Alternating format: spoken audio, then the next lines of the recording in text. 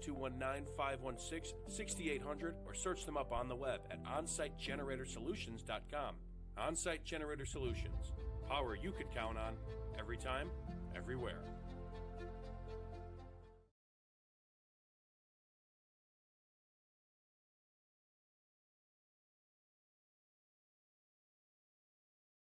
Have you heard? Stratton-Mantell was voted Best of the Region 2025 in several categories, including Best Caterer, Deli, Flower Shop, Food and Grocery Delivery, Fried Chicken, Place to Buy Produce, Place to Buy Seafood, Loyalty Program, and Grocery Store. We're proud to be recognized by our community, and we're committed to continuing to deliver the variety, value, and convenience you deserve. See for yourself what it means to be the best when you shop at Stratton-Mantell. Automotive care, and more. You can find them on Facebook. Thinking about what to do after high school? Consider a career with Boilermakers Local 374.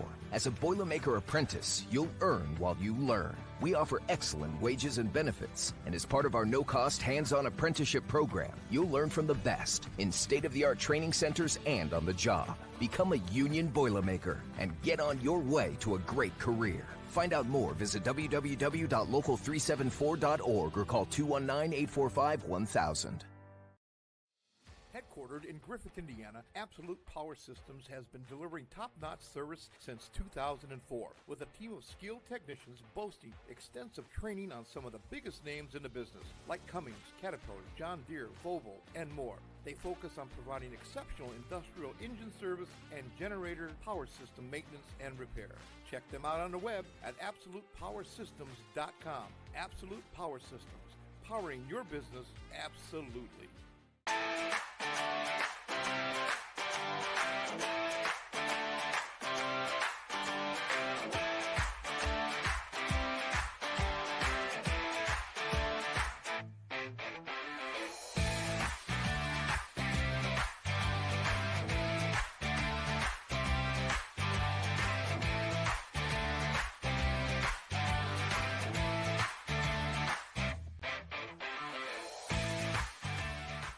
Four Seasons Mechanical proudly serves Northwest Indiana, providing quality, reasonably priced, reliable service. With a quality and comfort guarantee, the professionals at Four Seasons Mechanical offer a wide range of services in heating, ventilation, and air conditioning. Whether it's residential or commercial, Four Seasons Mechanical is there 24/7. To find out more, the website is fourseasonsmechanical.com or give them a call at 219-756-7020. Four Seasons Mechanical, your indoor air quality specialists.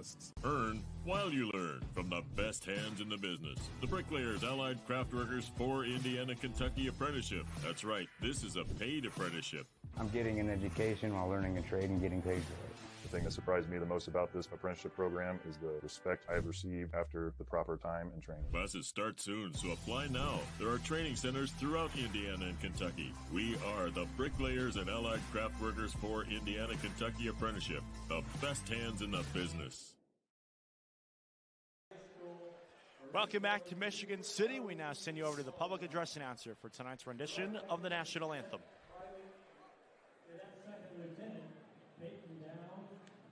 The National Color Bearer is Cadet Gunnery Sergeant Aiden Gordon. The Marine Corps Bearer is Cadet Gunnery Sergeant Robert Pierce. And the left rifleman is Cadet Gunnery Sergeant Mercedes White. If you're not already doing so, would you please rise, face the center court for the playing of our national anthem.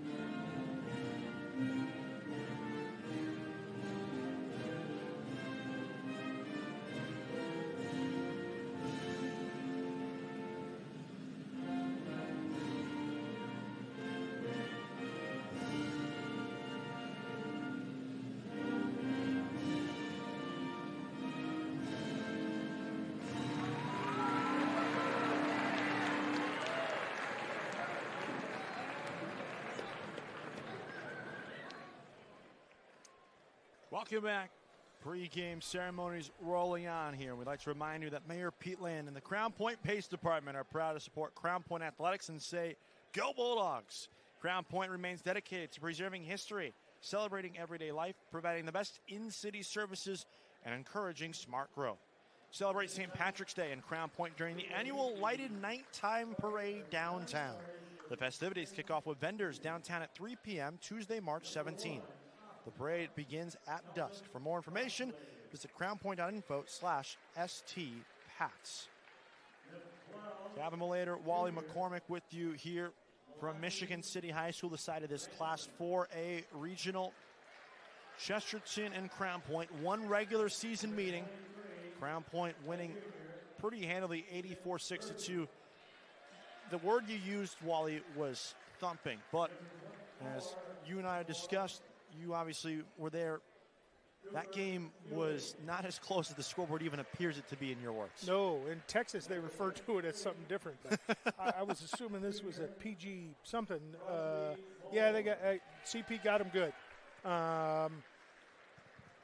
It's one of those things. I think sometimes when you take a beating, it's cleansing, right? You identify your problems, what you need to work on, and this guy, this broadcaster, or the guy, the PA guy, this guy is an icon. Like, he's been calling games in this gym since like 1980. Like in my head, I'm thinking about all the games that he's called and seen in this gym. It's pretty neat that guy's still doing it. I have no clue what his name is, but his voice sticks in my head from when I was a little kid. He's pretty neat. It's all part of the specialness that is Hoosier hysteria in this time of year. These two teams try to fight to play in a game this time of year in this building. As Chesterton's starting lineup being introduced right now. Same as always. They got Logan Picorni, their senior leader. He's the leading scorer on the team. Jalen Watts is right at about 10 points a game. Junior TJ Ray, their point guard, he's just at about 8. Bradley Basila's a sophomore, 6'7", 6'8", and then Caden Schneider is the other big guy at about 6'8", who's also a senior. So their starting lineup has been pretty concrete. They've played a deep bench throughout the season, so and you're doing that to prepare for games like this. And Crown Point's going to be the same thing. They've been rocking with this 5 for the whole season. Yeah, the Trojans overall 22-4, 6-1 from the Duneland Conference. They finished second place under head coach Mark Urban. They've averaged 19 wins this season under Coach Urban since he's taken over. They've won 22 so far, looking for magic number 23 today. As Wally mentioned, the official starting lineup is this. TJ Ray, 6-foot junior guard. Logan Picorni, 6'4", senior guard forward combo, but he'll play in the backcourt. Jalen Watts, the 6'2", senior guard. Bradley Basile, the sophomore forward, and he'll be accompanied in the front court by 6'7", senior forward Caden Schneider, who will take the position of the 5. Crown Point, on the other hand, 22 wins, 1 loss on the season. They went 7-0 in the Duneland Conference, the regular season champions of the DAC under the head coach of Clint Swan. They've been dominant this season, looking for win number 23 and a 9th consecutive victory en route to a potential semi-state appearance as the starters are getting set to be introduced. So if I'm reading this correctly in the brackets, the winner of this game is going to play the winner of Northridge and South Bend St. Joe. Now, as far as comparative schedules go, Chesterton played South Bend St. Joe earlier in the year, beat them by about 22 points, but that was really early in the season. So I believe those two will be matched up. There's been some upsets in 4A already. Carmel got knocked out today by Fort Wayne Snyder. Fort Wayne Snyder, a team that Chesterton beat by 24 earlier in the year, but everybody had anointed Fishers the state champions, right, in 4A, and Carmel beat them last week. So I think everybody's focus then was, okay, well, Carmel must just be steamloading. Carmel's got Matt Nover, Chesterton graduate. His son, Vinny's on the team. Alan Henderson, who played at IU, his son was about to be eligible and playing on the team, and you never know what's going to happen. You get two teams, and on any given day, I hate to say that and sound cliche, but you got to put it in the basket on the day that they ask you to do it. Exactly right. The official starters for Crown Point 5'9" senior guard Kingston Rhodes. He'll be accompanied in the backcourt by 6'2" senior guard Mason Durrell and 6'3" senior guard Bryce Peters. In the front court, Dikembe Shaw, 6'7" senior guard forward is the man to watch. Cooper Molaski, 6'7" junior forward, accompanying him in the front court. And what you don't want to do against Crown Point is get behind in the second half, because with those three guards, when they decide to spread the floor, it's extremely difficult because all three of them have great handles and are good free throw shooters. Let's crown a regional winner. Crown Point in the white, Chesterton in the black. Second meeting of the year between these two region foes. It's to determine who goes to a semi-state. Off we go for Michigan City. Bradley Basilla winning the opening tip back to TJ Ray. Chesterton also on an 8-game winning streak. Eked out a victory over their arch rival Valparaiso on last Saturday night to get to this game tonight. And Crown Point's got the luxury of having three super athletic guards, so they can switch the things they want to switch and not switch the things they don't want to switch. I think the interesting matchup here is who Swan puts Dikembe Shaw on. He starts him out on Caden Schneider as opposed to him guarding Basilla. Keep him out of foul trouble because Caden Schneider is more of a set shooter than he is a pounder in the post. Watts had it swatted out of his hands. He can go back to the dribble. Durrell all over him, and he throws it away. Kingston Rhodes in for the easy layup to start the game. Yeah, and listen, I love Mason Darrell's game. He gets after it. He plays hard all the time. And the defensive pressure that Crown Point was able to put on really changed the first game. There's Darrell right on cue. 4-0 out the gates. And Mark Urban burns a 30-second timeout. Just 65 seconds into this one. The athleticism of the Bulldogs on defense right now is pretty on display here for everybody. While they take a 30-second break, we'll stay right here. Time now for the game night forecast, brought to you by our friends at Economy Electric Heating and Cooling. Tonight's forecast outside, 37 degrees, feels like it's 28. We had snow all throughout the day today here in the region. That's the game night forecast, brought to you by Economy Electric Heating and Cooling, keeping you cool in the summer and cozy in the winter. How do you take away and limit the athleticism and the increased athleticism on one side if you're Chesterton?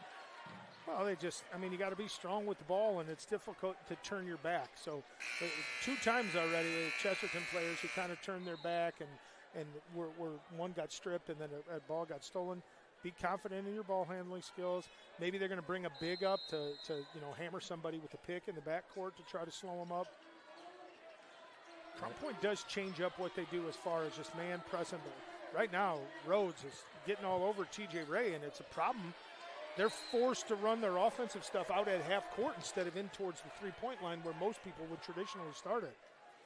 This is 3 trips right now, and Crown Point's got their ball on dribbles 3 times or in 3 different visits.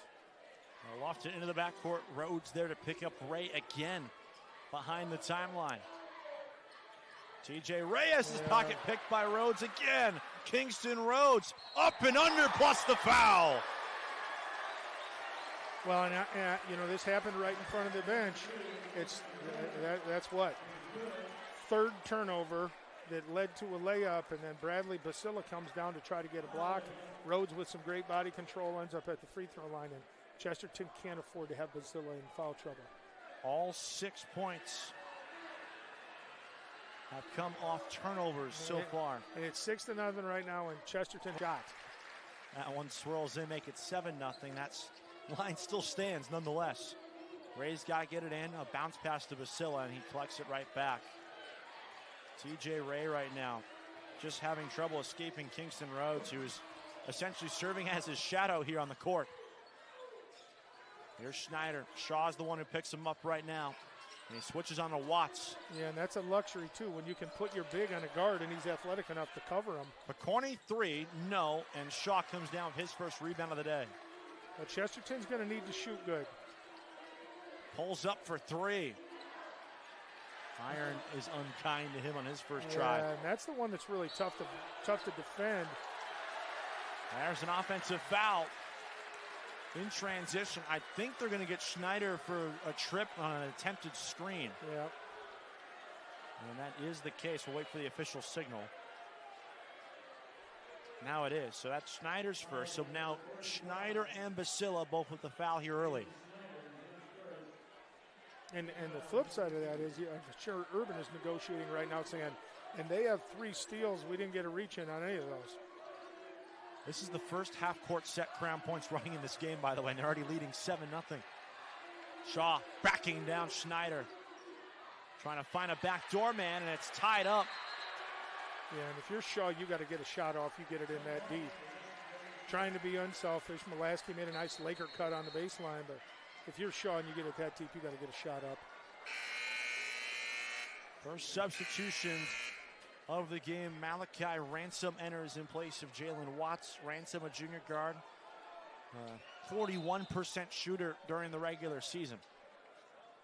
Well, and one of the things I started to touch on earlier is, Shaw, the way that he elevates on his jump shot, when he comes up the floor last as the trailer, you got to get out and get a hand on his face or he'll pull it, and he's a very capable shooter.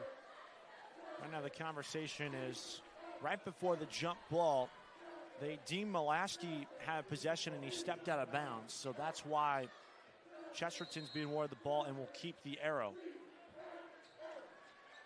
So both of these teams are big man-to-man teams, right? Now Crown Point is more of a full-court man, just with this group that they have, where Chesterton's more of a half-court man, but they're having a difficult time doing anything.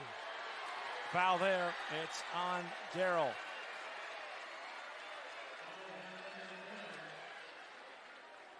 Yeah, and – they're getting after him on defense right now. And that's the first foul for Crown Point, beg your pardon.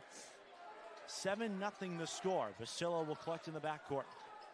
And so when they put Basilla in the backcourt, Mulaski's not going to go guard him back there, but they keep giving it back to a guard.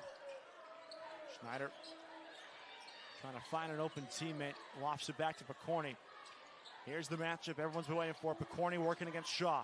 Logan Picorni through contact, and will go to the line for 2. Yeah, that's a good attack by Logan, attacking him in the chest. Crown Point's pressure right now is making it difficult for Chesterton to work their dribble handoff series because the guy coming off the handoff isn't close enough to have the screen affect it. As Picorni goes to the line, opportunity to get Chesterton on the board, and he does. We remind you to stay connected with all things Region Sports by supporting and following us on social media. We're always active on YouTube, Facebook, Instagram, X, and online at regionsports.com. Celebrating over 25 years, we're proud to still be the only game in town. No good on the second attempt, but Basilla there to clean it right up. Big rebound, big rebound. Riley Basilla, 13.2 points a night entering this one. Cuts the deficit to 4. All of Crown Point's offense have been in transition as Shaw misses on the 3. That's a push. That's Darrell's second foul already. Yeah, so Logan Picorni had position. He wasn't getting the box out. He had position, and Mason Darrell shoved him in the back, and they got him away from the ball. So that's 2. And, I want to say in the first game, Mason Darrell was in foul trouble too. But now you bring in the sophomore. You bring in Michael Wilson, 6'4" sophomore. He's an animal on defense. So, they're losing a good player. He's going to sit down, but they're bringing another good one in. This kid's tough. We talked about it pregame when we were off air as that's deflected out of bounds off the hands of Bryce Peters. Wilson's impact off the bench for Crown Point, so understated in their last game. Oh, yeah, and he's a tweener size-wise. He's 6'4", but he's a guard. But he's long. He gets in passing lanes. He's a tough on-ball defender. And so is Rhodes. It doesn't matter who it is. Rhodes is just getting after him, and he's going to do this the entire. May have gone away with one there. Basilla thought about it. Got Mulaski in the air. Stops, kicks out. Picorni 3. No. Basilla off a deflection. We'll let it roll out of bounds, and it's a turnover. So it's a good post replace there as Basilla drives to the basket. Logan Picorni gets a little circle move, and they were able to get the 3. They just didn't hit it. 4-point game as we near the halfway point of our opening quarter. Shaw guarded by Gunnar Ello off the bench for Chesterton. Yeah, so Crown Point running there. They're going to get a back screen on the wing and then get a diagonal cut here. They're tough in this. Rhodes, good move inside. Extra look. Wilson lost it. Peters tries. Won't hit. And there's a good defensive rebound for Basila. They have found their own, Chesterton has, over the last couple of minutes as Ray gets it to fall, plus the foul. That's big, and right now, as much as Chesterton's struggling, dealing with them in the head, with Crown Point's man, if you got run opportunities, you're going to have to take them because now you're dealing with less people. I think Chesterton's made an effort right now of their guards attacking the two bigs right in the chest, and they've been able to pick up fouls. Reed Kagi will enter. Caden Rhodes does the same for Crown Point. Kagi gives them a lot of good minutes. He's a scrapper, kind of gets rebounds, but he's also a really good three-point shooter. Junior guard, to your point, 40% from distance this year. As Ray goes 3 for 3 and will check out in place of Watts. So TJ Ray, rough start to this game for him. He committed 3 turnovers early on, but that's a big basket. Cuts the deficit to 1. Yeah, and what seemed like 7-0, oh no, the sky's falling. It's right now 7-6. So, they kind of slow down and both teams get back into the flow of the game here. Wilson. Thorny all over him. Peters back on out. Kagi swings it out. Inside 3:30 to play, first quarter in a 1-point game. Chesterton, all the momentum after a 7-0 run to start the game by Crown Point. Wilson, his runner won't go. That's Basila's 5th rebound. Already on top of one. Watts in transition, thought about it. Instead, they'll set up the offense with Picorni.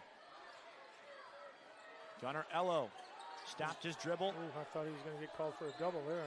I thought so too. Ello off the block now. Working against Peters. Stops. Has to get rid of it. He does. Nearly a 3-second call there, and they'll reset again. Yeah, and Peters' length, he's able to defend that post. Ransom right by him, and he gets it to roll in. He just beat Wilson one-on-one straight downhill and has a chance to extend Chesterton's first lead of the game. And he's been great coming off the bench for Chesterton all season. He gets given him something a little bit different. He wants to turn the corner and attack. Spends a lot of time working on his game. He's in the gym at 8 o'clock at night shooting by himself every day. I've seen him this week. We're in softball practice, and you hear a ball bounce, and it's him over there shooting by himself. Like he's putting in the work, and the old-fashioned three-point play, right? 9-7 Chesterton leads, their first of the game.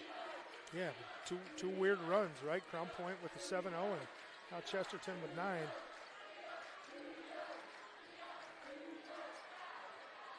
That's from the corner, no. Tipped out of bounds, going the other way. Last touch by Kagi. And so when Gunnar Ello's on the floor for Chesterton, you're going to see whoever Gunnar is guarding is going to be involved in a lot of ball screens. Because their guards are so athletic, they figure if we get ball screens and put their big in the ball screens, if they can't switch.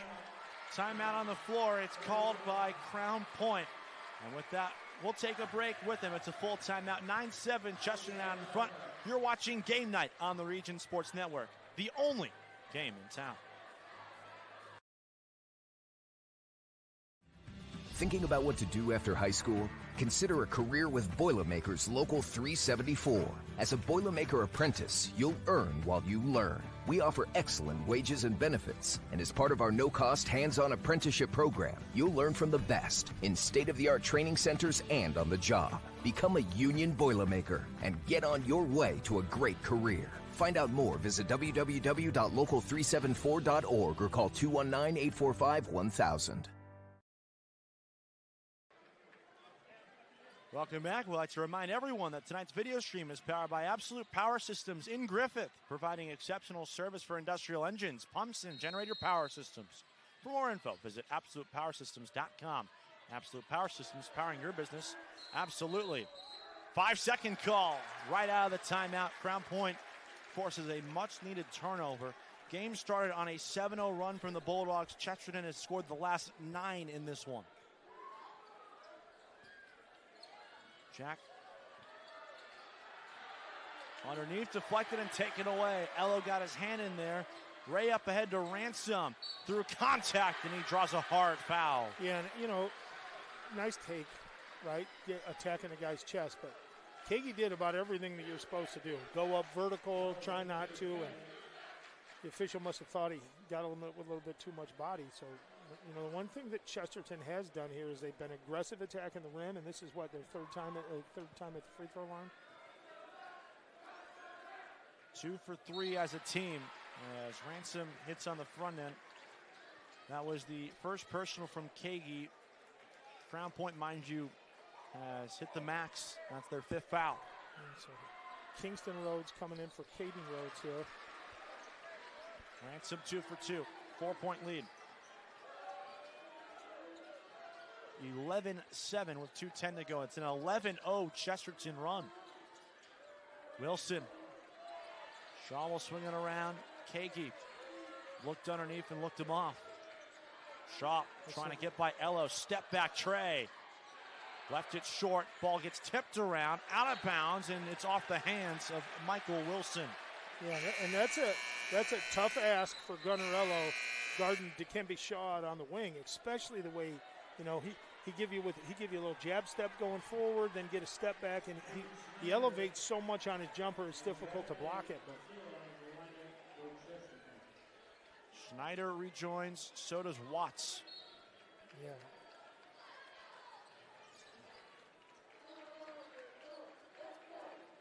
The first quarter, that Crown Point, you sat there and said, oh, here we go again. The dominant start, that 7-0 run. Ransom, how about him in this first quarter? He can't get that one to drop in. Nearly comes away with a steal instead. It's a little too greedy and gets called for the reach-in. Yeah, really a nice job by Peters not getting the ball stolen there. Third team foul. Ransom exits after a really good shift on the floor off the bench. Yeah, he was very aggressive. And his quickness is able to rival some of these Crown Point kids' quickness as they're guarding him.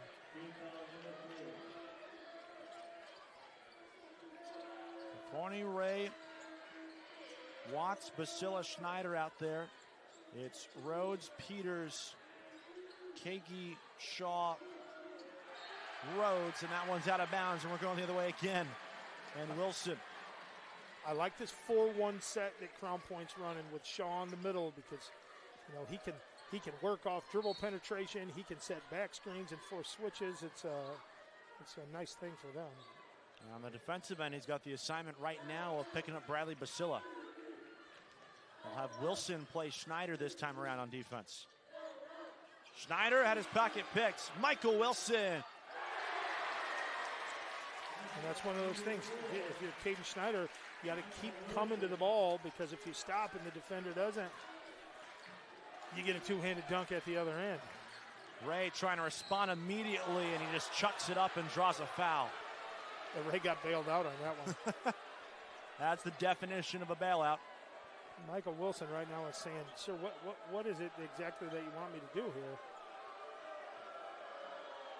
It's not often that you see, and I don't know what obviously we can't hear him, but it's not often you see the officials debating debating was that a foul or not a foul. Coach Swan is having a brief conversation with the official. Ray can't hit.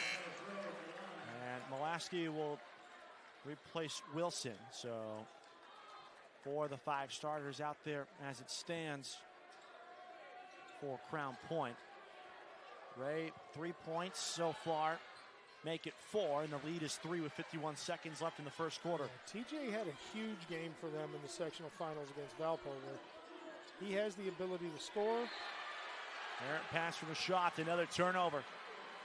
Uncharacteristic first quarter for Crown Point. Yeah, and they haven't shot very well either. I mean, you know, they got some baskets off of breakaway layups and dunks, you know, off steals, but as far as jump shooting, three-point shooting, they haven't shot real well. Of their 9 points, 8 of them have come from inside the paint. Yeah. And then one probably free throw so the far. Rhodes free throw, right? Right to Basila on the wing. 28 seconds left. Dribble handoff with Corny, and they'll swing it back on out top. Chesterton's trying to work these high ball screens, but Crown Point, they can't even get close enough to the screener to run the ball screens. Corny had to stop his dribble, and he traveled. Yeah.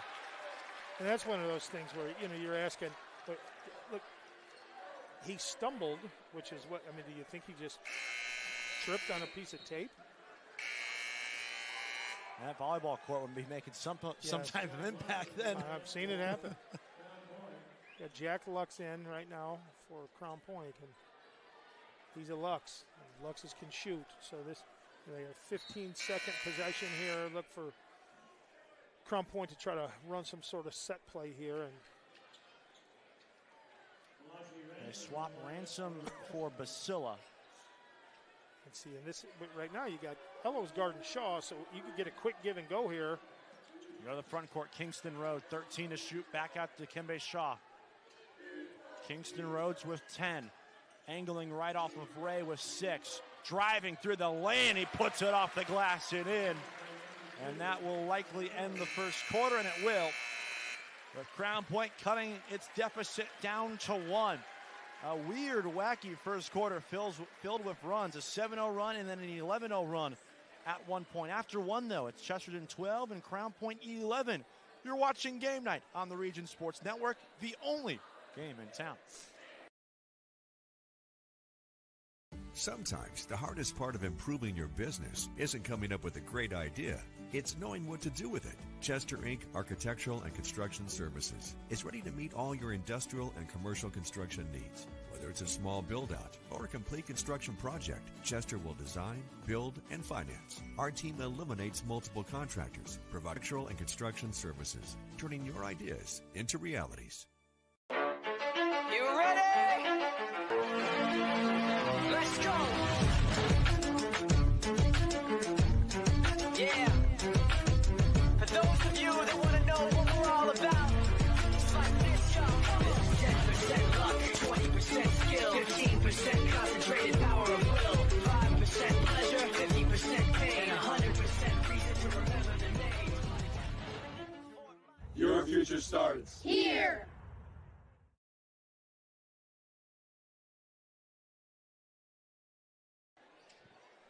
This scoreboard update is courtesy of your neighborhood Track and Van Til Food Market. Track and Van Til. Shop online for delivery or curbside pickup at trackandvantil.com.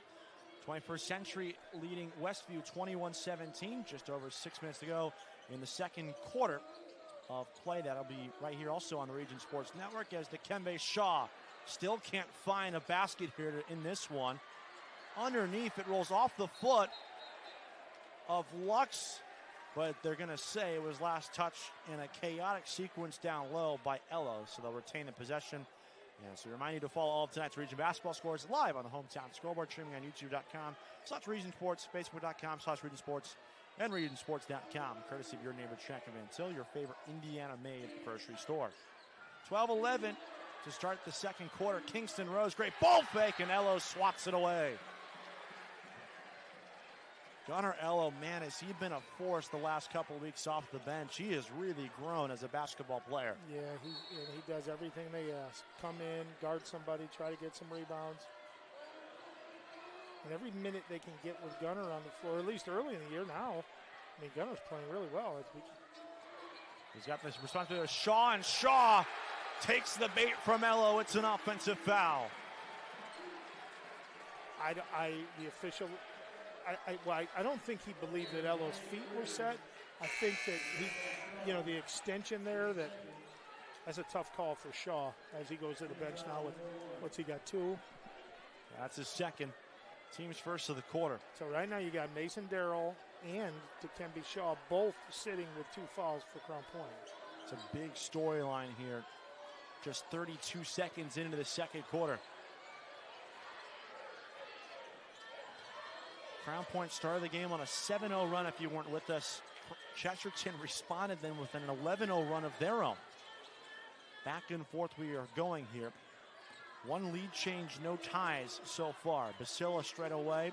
Malaskiana down the right side of the lane, a little too much on it. Basila comes from behind and gets called for the over the back. You can't do it. Not 90 feet away from the basket. Great job defensively by Mulaski, right? Just challenging the shot and not fouling. And you know what? It's harder to do, but at some point you got to understand. Look, he's got position. He's got the ball in his hand. That's a tough foul to pick up that far away. So Basila now goes to the bench with 2. So it's going to be the game of the guards, it looks like right now, because all the big men are quickly in foul trouble. Yeah, and, T.J. Ray got the tough assignment here. Trying to stick with Rhodes. Rhodes is like an Energizer bunny out there. He is, and he does a great job with his eyes and the hesitations. As Peters connects on a three, and Crown Point has the lead back. And Peters says, you're talking about all these other people. Don't forget me. I'm a scholarship player, too. Like, Peters is a heck of a player. He is so great as a distributor. He leads the team in assists per game this season. As there's an offensive foul on the back end by Chesterton, but finishing that point, though, on Bryce Peters. Just under 9 points a game still is nothing to slot that when you're also contributing just under 5 assists a night. Yeah, and he's long, he's athletic, he defends. So 14-12 lead, 7-0 run from Crown Point here.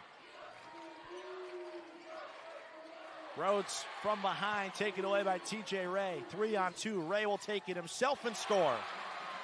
T.J. Ray aggressive, had the numbers, went to finish. Good job protecting the ball with his body. And a carry on Bryce Peters, and it's another turnover. Yeah, we've seen several of those kind of calls you don't see all the time, right? I was about to say, when's the last time we've seen a true carry get called? And based on his hand, I don't know if he was calling over and back, but there was no. I don't know. I didn't think it was over and back either. You don't see that. You don't see that a whole lot. Anyways, or at least I haven't. Yeah, I haven't either. It's been a while. I mean, you rarely see that even in the college game. As Picorni lines one up from distance, can't hit. And last touch by Ransom. So nice job boxing out there by Caden Rhodes to secure the possession for CP. And that's Logan's a good three-point shooter. That one's a little bit rushed, but that's Crown Point's defense. Makes you be rushed. They've only allowed teams to score an average of 51 points a game this season for their first 23. Underneath, Rhodes, too strong. Rebound won't fall for Kingston Rhodes, but will go to the line for two. Already the third foul of the quarter as a team for Chesterton. I like the way they rotate. When they get somebody dribble penetrates in the middle, the little baseline rotation that they've had, they've been able to hit that pass a couple times and also been able to affect some offensive rebounds. Be sure to stay connected with all things Region Sports by supporting and following us on social media. We're always active on YouTube, Facebook, Instagram, X, and online at regionsports.com. Celebrating over 25 years, we're proud to still be the only game in town. Rhodes goes 0 for 2 from the free throw line, and Ray comes down with it. Man, that was a golden opportunity there for Kingston Rhodes, who worked really hard to get that offensive rebound on that rotation like you were talking about. And everything, the way these two teams play defense, everything is contested. Hello, away from the basket, hands it off Watts. Fakes, drives over Molaski, can't fall. Good rebound, Kingston Rhodes. He wants to push the pace here. 1-on-3, Rhodes himself to score. Defensive rebound instantly, turns and goes, runs the floor, and he goes defense to offense as well as anybody you see. He's got 7 here in this first half, and another offensive foul. Yeah, he did. He stuck his hip out. And in my opinion, that's not Gunnerello's fault. Like, if you're going to use that high ball screen, you have to get close enough to the screener to where you can make contact with your own guy. You leave that little space there, and the defender tries to run through, and then, obviously you don't want the screener to stick a hip out. But attribute that to Crown Point's quickness defensively. They make run-throughs hard. They make cuts hard.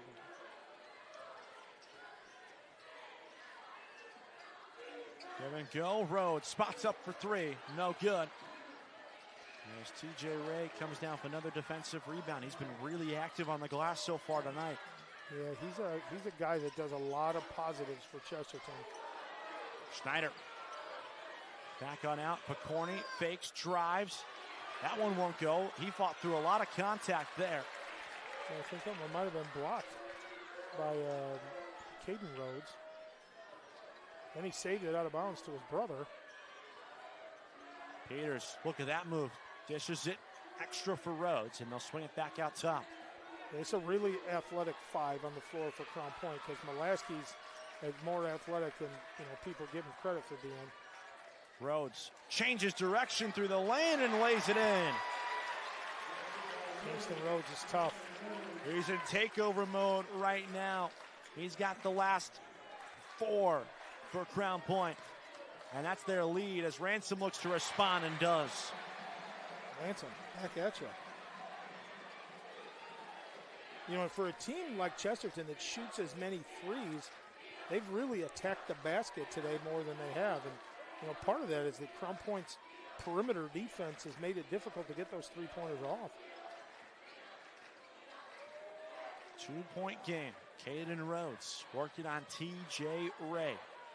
Winner to the semi-states. Second meeting, Crown Point won the regular season matchup. These are a pair of Duneland Conference squads. Crown Point won by 22. Molaski will try from distance. That's long. Rebound deflected into the hand of Rhodes, who bodies his way all the way through the lane and scores, plus the foul.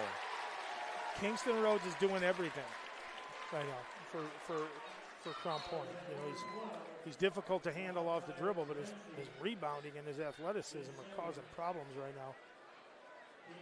They go to that set where they overload, and put 4 to one side and then let Rhodes go one-on-one, and he's so quick. Does a great job with his hesitations and with his eyes. He's tough. This is a rhetorical question, but if you have an answer, I'd love to hear it. How did he beat 3 forwards for that ball? Well, sometimes it's about effort, and sometimes it's about athleticism. The guy that, it's kind of funny. The guy that everybody forgets to box out all the time is the shooter, which is, they do all these transition drills at practice, and all they talk, get a body on the shooter, get a body on the shooter. And sometimes when a guy shoots, all your eyes go up to the ball up on the rim. See that dribble handoff, there was enough space to where Rhodes was able to run up under it. Risky pass deflected. Molaski comes away, and then he kicks it out of bounds. Got to be, the third time right now that Chesterton has thrown an interception on a sideways pass out at half court.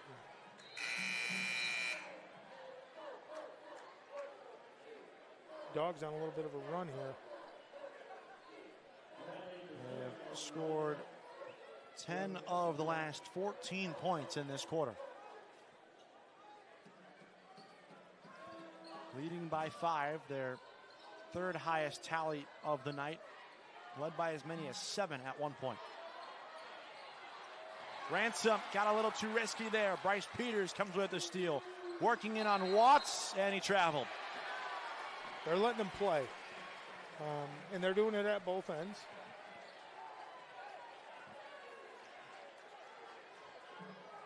Now here's that full court pressure and pickup again from Crown Point. Yeah, and if you're Crown Point, you're up 5, 2 minutes to go in the quarter, and Mason Darrell, one of your best players, is sat for this entire quarter. So many of the top players and forwards in this game on the bench right now with foul trouble. Basilla's back on the floor, even though he's picked up 2 fouls here in this first half. And it's an important 2-minute stretch if you're Chesterton that he doesn't pick up another one. Ransom has the long 2 rim out, and Molaski comes down with it. And he missed that shot, but, he got a good look. He's got that little elevate mid-range. So they're trying to work Basilla in with the ball screens now. See if they can pick up a third on him. Molaski throws a screen on Watts, and now Peters travels. This game is kind of like a middle school game right now with all the travels and the unicorn that is the carrying call that we haven't seen in a long time. Travels, carries, whole lot of missed shots from both sides. Yeah. How much do you credit that, though, to great defense from both sides? Yeah, and the officials are letting them play, and they're letting letting them ride the guys with the ball in their hand, which plays right into Crown Point's the way they get after people. Right? And as soon as you say that, we get a reach. We were due for an announcer's jinx at some point, you and I. We were due for one. I thought you and I were pretty good about that last week during the 2 semis we had. Of jinxing people? Yeah, not jinxing people, I should say. I've been bad on free throw shooters all year. It's free throws are tough because there's only so many numbers. Nice hesitation. Basila can't finish. Ray to follow. Basila tips it around, and Mulaski comes away with it. Goal and opportunity comes to the wayside for the Trojans. Yeah, Chesterton got three shots at it, and there are a couple tips and a great hesitation move by Basila to get the first one, but Mulaski's long. It's not easy to shoot over him when you're driving to the basket. Mulaski can't touch that ball, I don't think. I thought that unless they're saying Basila touched it. Mark Urban is under the same assumption that I was. 44 seconds left. Caden Rhodes blows by Ray, kicks it out. Extra. Kingston Rhodes now. Euro steps to the cup, and shot won't count. They're going to give it to Watts, or they're going to give it to? They're going to go Coop. on. It's on Cooper Hewig. That's your guy, Cooper Hewig. He got him. He shoved him with 2 hands, but and to say, okay, well, you got him on the floor. Okay, now you're putting him at the line, but that's better than giving up a layup.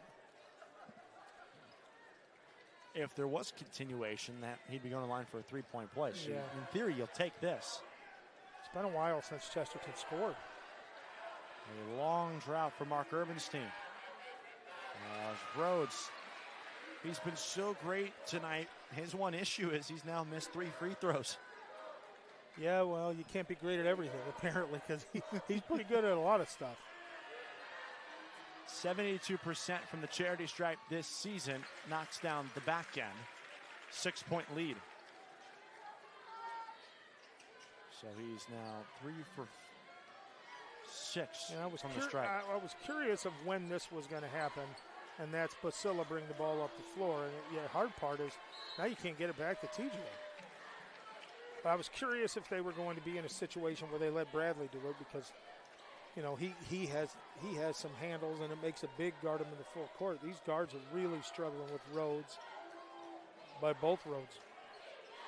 19 seconds to go. Trojans wanting this to be the final possession of the half. Trailing by 6. Ray with Kingston Rhodes all over him. Ray spins away from him. Does it again. TJ Ray. No. Little too much English on it. Still time. Kingston Rhodes with 2. Pulls up for 3. Breaks it in. They call a foul, too. The official went running in there.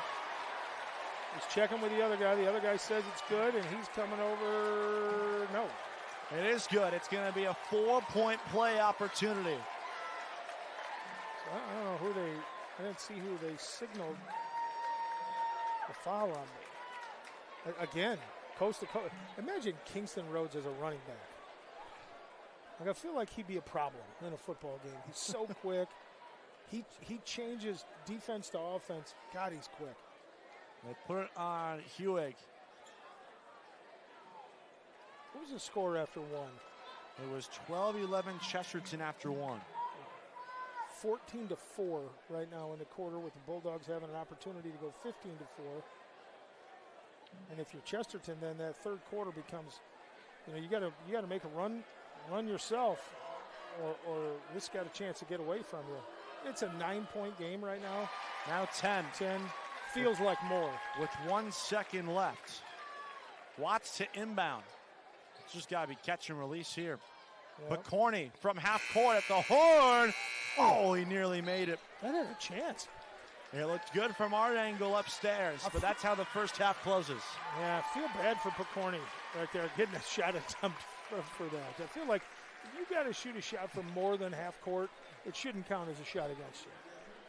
Well, they're changing that rule at the professional levels. We'll see if it makes its way down to the high school levels. 10-point game at the break. We'll come back with some halftime analysis and some scores from across the region. You're watching Game Night on the Region Sports Network, the only game in town. It's time for the Commissioner's Corner, an exclusive weekly conversation about Indiana high school sports with the Commissioner of the IHSAA, Paul Neidig. Now for an up-to-the-minute report about what's happening in the constantly changing world of high school sports. Here's Commissioner Paul Neidig. Hey everyone, welcome into the Commissioner's Corner. It's our weekly conversation with the Commissioner of the IHSAA, Paul Neidig.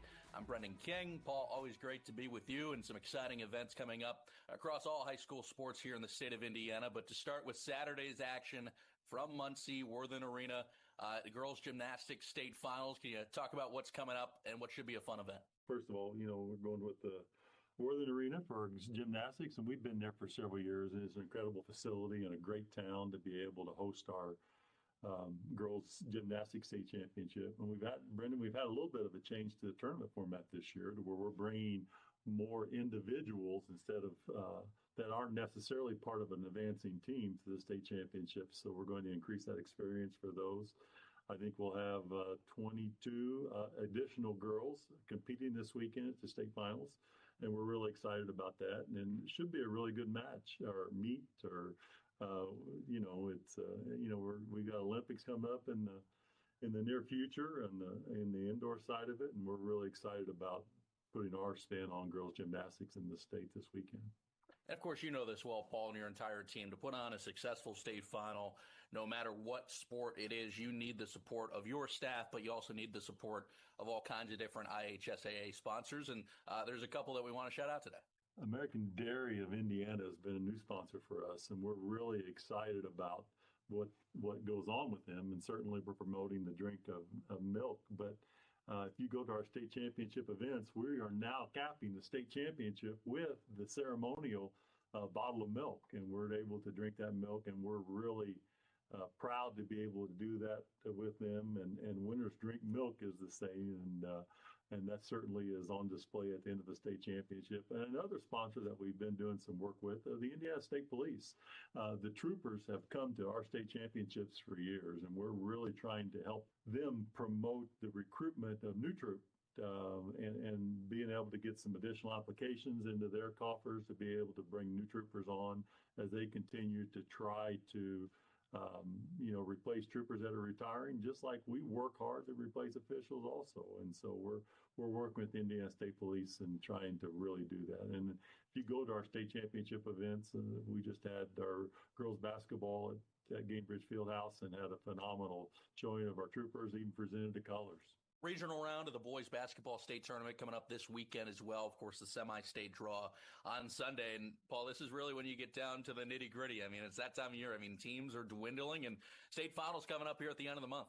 Yeah, we have 64 of them left. And, we are excited to continue to advance that tournament. And Sunday, after we see who our winners are this weekend, single game regional, we're going to come here into the studio, and we're going to have our second draw show of the year, where we actually draw the semi-state matchups and where they're going to be playing on the weekend coming up. Miles McLaughlin, he's the state's all-time leading rusher in football. He just scored his 1,000th career point on the hardwood for Knox. That's an amazing story for Miles, but multiple sport athletes. For you, how, a lot of coaches talk about it too, just how important it is to play multiple sports. What can you say about the Indiana athlete and what they do, like a guy like Miles, all-time leading rusher, now 1,000-point scorer? Yeah, I mean, it's phenomenal. And we certainly, if you look at the professional athletes from Indiana and nationwide that are competing at obviously the professional level, most of those were two-sport athletes or three-sport athletes. They don't simply focus on a single opportunity. They broaden their skill by cross-training of multiple sports, and that's a great accomplishment for Miles. And Indiana athletes are just, we continue to raise the bar and the bigger stage that our kids are playing on. And you can look around the country. We got kids doing great things on the basketball stage, the football stage.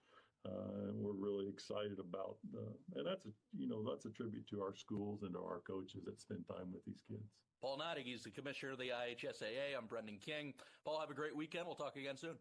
Very good, Brendan. Have a great weekend.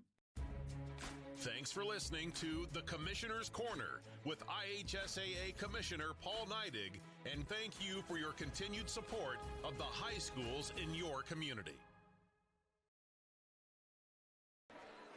Welcome back. Halftime.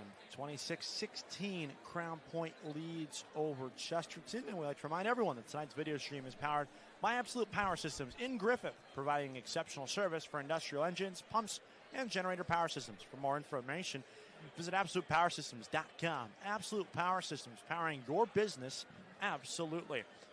Well, it was a really interesting first half. That tight first quarter, 12-11 Chesterton led going into the quarter break. And it was a really close game. I mean, you have 1 point, 16-11 Chesterton. Then all of a sudden, Crown Point gets hot. They close it out, and they now lead by 10 points at the half. How do you describe what we just witnessed? Well, if I told you before the game that at halftime Crown Point would be winning by 10, Mason Darrell would have 2 points, Dikembe Shaw none, Cooper Mulaski none, you wouldn't believe me. No, I wouldn't. But if I told you that Kingston Rhodes himself had 19 and outscored Chesterton himself in the first half, Kingston Rhodes has been unbelievable. And it's been a weird game. Both teams really good three-point shooting teams coming in. Between the two teams right now, they're 2 of 12. Chesterton doesn't have any. They're 0 for 5. So if you statistically, Chesterton's 5 of 15 from the floor, 33%, 6 of 8 from the line, which is 75%. That's kind of keeping them in the game. Rebounding, you got Crown Point's got an 8-6 advantage. Turnovers, 8-7 advantage. Points off the bench, Chesterton's got 7. Those are all Malachi Ransom, and Crown Point's got 2. So, the Bulldogs are 10 for 22 from the floor, 2 for 8 from 3, and 4 for 8 from the free throw line. But the story has been foul trouble, and the story has been Kingston Rhodes because he's been unbelievable. Second half here, what does Chesterton need to do? You mentioned in the first meeting when we were going to break the impact that the third quarter had in the first matchup between these two teams, and that was the quarter where Crown Point broke it off and ran away with that game in an eventual 22-point win. Captain Later, Wally McCormick with you. What do they got to do this time around in this third quarter? I think Chesterton needs to see the ball go through the basket, get a little bit of confidence back because it's been a while since they scored. Crown Point's defensive pressure on the perimeter is really, really good, and they've had a couple of turnovers that resulted in layups. You take away those gimmies, those uncontested layups, and this is a closer game. It's been difficult for Chesterton to get into some of their sets. They haven't been able to beat Crown Point off the dribble, which hasn't required Crown Point to help, and then you don't get those kickouts for threes that Chesterton lives with. And Dikembe Shaw's not going to finish this game with no points, is my guess. And if he did, that may be the first time that he ever did. So, and then you got to tip your cap to Chesterton for holding him to no points over the course of a basketball game. And at some point, you got to get some help on whoever's guarding Rhodes because he's so quick. But a lot of his damage that he's done have been off transition, where Crown Point gets a rebound and he gets the ball right in the river, and he's just tough to defend. And when he gets to the free throw line, he's been able to finish. We got a scoreboard update from across the region right now. This is a scoreboard update courtesy of your neighborhood Track and Van Til Food Market. Track and Van Til, your favorite Indiana-made grocery store that matches between 21st Century and Westview. Second half just beginning. They are tied at 28 points apiece. That game is also being streamed right here on the Region Sports Networks. That got interesting fast over there. Yeah, a tie game. You got 2 quarters to go. It'd be nice for us to get, obviously we're going to get a region team to advance out of this game. We already got East Chicago Central, who, won a great game this morning. Both teams in the 70s. That's a heck of a high school basketball game. East Chicago Central shooting 70% from the three-point line today. And these two teams, who most people would tell you are three-point shooting teams, Chesterton's 0 for 4 and Crown Point 2 of 8. Really, really fun first half and first game we had today. Really intriguing first half. We hope it means an exciting second half. And at the conclusion of tonight's game, when it's all said and done, we'll name the Crowd Companies Lantern Man Superhero of the Game. Crowd Companies, the business professionals. Followed up by the Boilermakers Local 374 Blue Collar Player of the Game. Brought to you by Boilermakers Local 374. Earn while you learn with Boilermakers Local 374. And last but not least, we'll name the Proud to Be Union Player of the Game. Presented by Ironworkers Local 395. Ironworkers Local 395 to find out how you can become a union Ironworker. Visit ironworkers395.com. Captain Later, Wally McCormick, Zach Miller, Thomas Marsh with executive producer Chris Ramirez, Rich Castillo, and Mike Dewan on hand with you here from Michigan City High School, Class 4A Regional. Second half about to get underway here Dogs That's come a out big with third quarter. Yeah, it is, and both teams got their starting lineups from the first half back in. So Dogs got Kingston Rhodes, they've got Bryce Peters, Mason Darrell's back in, Dikembe Shaw, and Molaski. Chesterton's going to counter that with T.J. Ray, Jalen Watts, Caden Schneider, Logan Picorni, and Bradley Pasilla. There's Picorni. Did not score a field goal in the first half. His lone point came from a free throw attempt. I would look for Chesterton to start making an effort to get more back cuts. As hard as Crown Point's denying on the perimeter, they got to get some back cuts to attack the basket.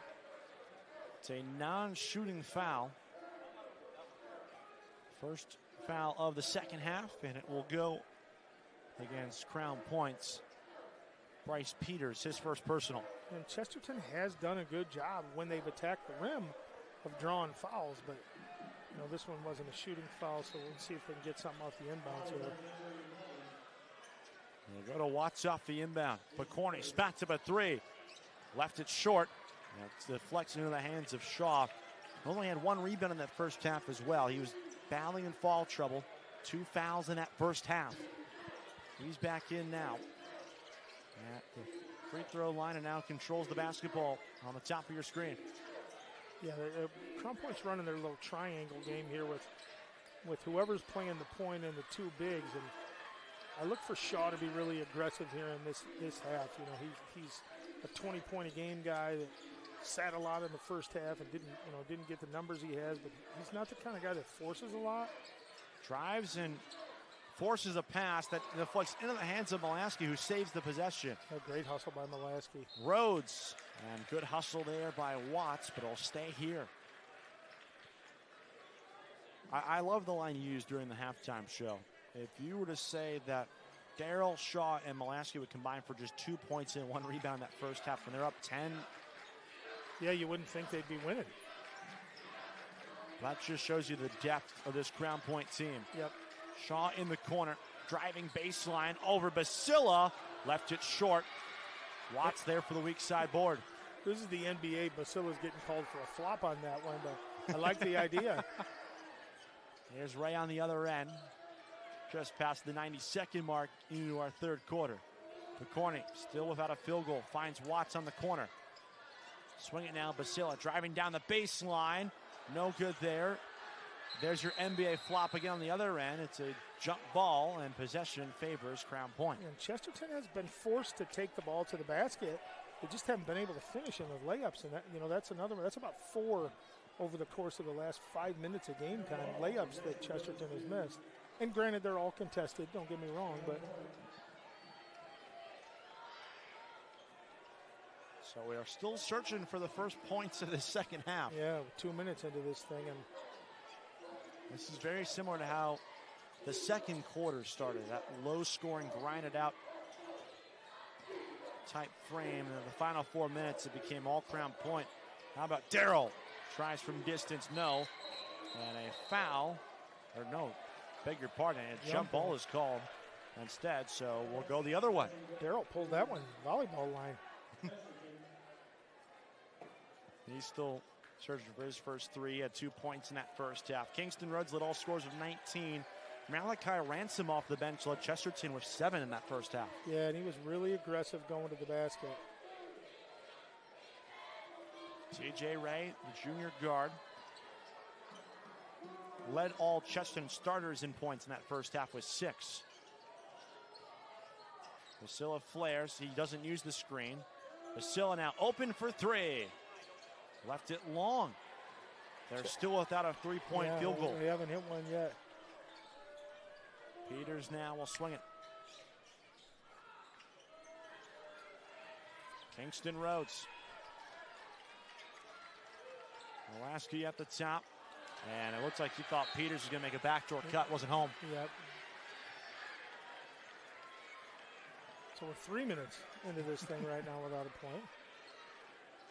2:53 to be exact. So barring a point in the next 7 seconds here, which seems unlikely. 3 minutes gone by in this third quarter, and it's still 26-16. This is a good sign for Chesterton on the defensive side as Molaski is called for the hook and hold on the baseline. Yeah, so they went the little high-low game, where they're trying to, they run a little curl cut, and the post pops out to the top of the key, and he tries to enter it. Pass was a little bit off, but they defensively got called for a foul there, so that's Crown Point's first? Second, there you go. Second foul, first personal on, beg your pardon, second personal on Mulaski. Ransom rejoins, who, like we mentioned a second ago, leads Chesterton in points. He'll receive it deep on the wing, and we'll swing it around. Basila underneath through his hands. You got to catch it first. It's a big adage during football season. The receiver took his eyes off the ball. That time, the receiver was Bradley Basila along the baseline. Yeah, and they were able to put Schneider out on the perimeter, which took Shaw out of the lane, and they were trying to work Basila in there against Mulaski. Good, take care, Darrell. And there's the first points of this second half. And somebody's got to rotate over and stop that penetration. 3 Trojans were all standing by saying, hey, I thought you were getting it. Ransom gets by Rhodes. Straight to the cup through contact, no. Picorni tried to follow. He left it short. And now, hit that 3. There's Picorni. Still can't find a three-pointer, and it's going the other end. Chesterton can't buy one right now from the arc. How much money do you think they're willing to pay? I'd say a lot right now. down 12.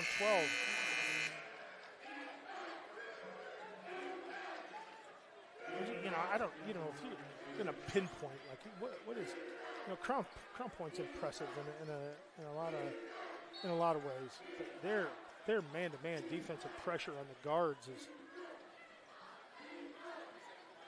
They just wear you out. They do, and it's hard to do anything, to enter in, to work your dribble handoffs. That Chesterton's getting pushed out towards half court. Rhodes will find from 3. No, and Basila there.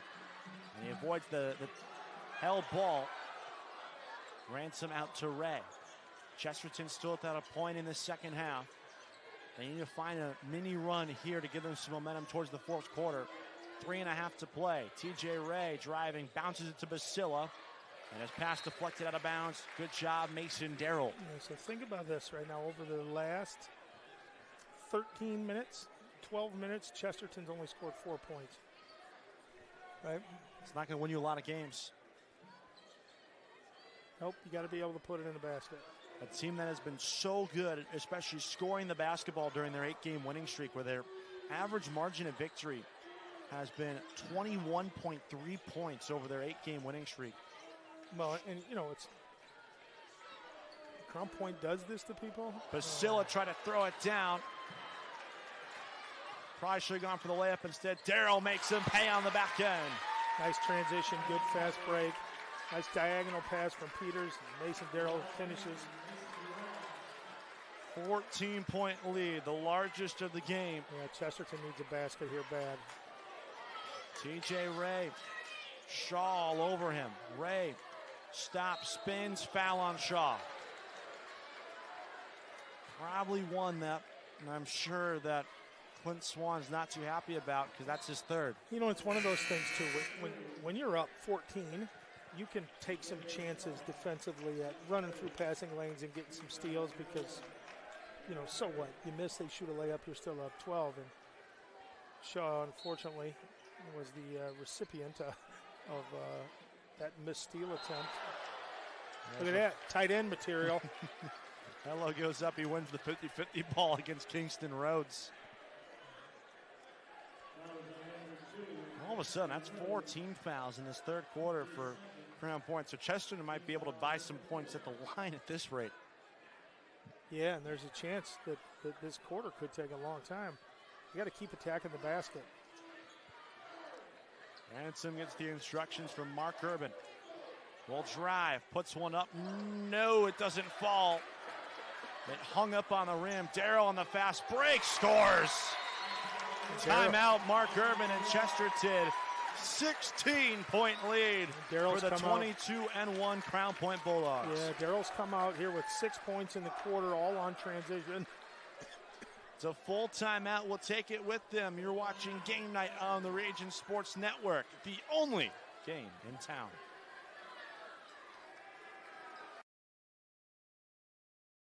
Since 1998, customers have enjoyed Chicago dogs, Italian beef, burgers, Polish, and of course the gyros, all from the original George's Gyro Spot in Chesterton. Located at 325 North Calumet Road, George's Gyro Spot prides itself on fast, friendly service at affordable prices. Open 7 days a week, George's Gyro Spot offers dine-in or carry-out. To place an order, call 219-926-5435 or go to georgesgyrospot.com to check out their menu and to place your online order. The original George's Gyro Spot.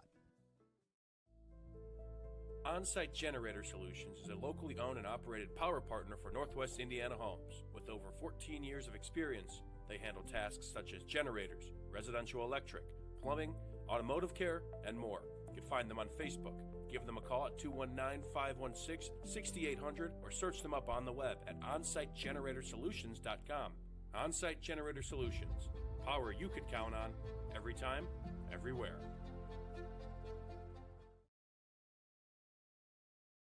Mayor Pete Land and the Crown Point Pace Department are proud to support Crown Point Athletics and say, Go Bulldogs! Crown Point remains dedicated to preserving history, celebrating everyday life, providing the best in-city services, and encouraging smart growth. Celebrate St. Patrick's Day in Crown Point during the annual Lighted Nighttime Parade downtown. The festivities kick off with vendors downtown at 3 p.m. Tuesday, March 17. The parade begins at dusk, and for more information, visit crownpoint.info/St. Pat's. 32-16 our score, 16-point edge for Crown Point, largest of the game. Captain Laterwall and McCormick, executive producer Chris Ramirez, operations manager Rich Castillo, we call him sports editor Mike Dewan. And I think that to not call a moving screen, I'm unsure of what the call was. Yeah, me too. He held up at number 5, but Chesterton still has the ball. So Molaski reached over the line. So he's going to get a warning there, delay a game warning. That's what the official just signaled towards Clint Swan. Underneath TJ Ray, they need a point, and they found him there. Finally, they break the scoring seal in this half. Yeah, that was a long time coming for Chesterton. Ray down the leading score of 8.